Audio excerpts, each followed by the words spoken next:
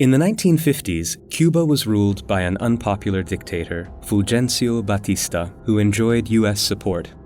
In 1959, a communist revolutionary named Fidel Castro organized a guerrilla army to start a revolution. He overthrew Batista.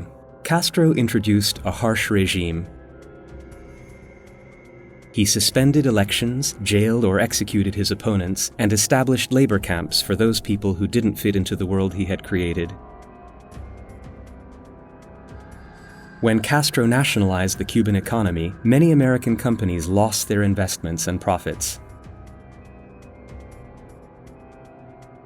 In response, President Eisenhower ordered an embargo on all trade with Cuba, which meant no American companies could do business with Cuba anymore.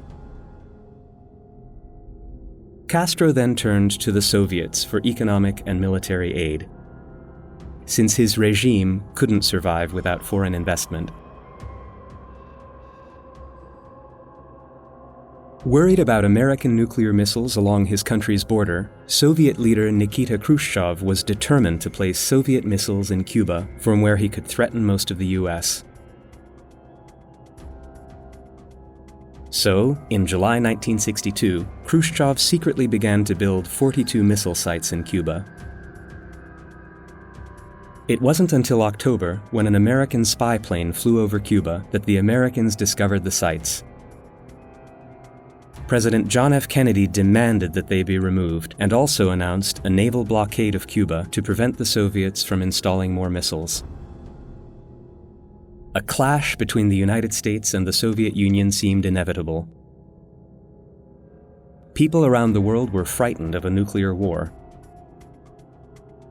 Threatened with a mutually destructive nuclear war, Khrushchev agreed to remove the missiles, in return for a US promise not to invade Cuba and to remove American missiles around the Soviet Union. Ironically, this conflict resulted in more cooperation between the superpowers, since both of them wanted to avoid the policy of brinkmanship in the future.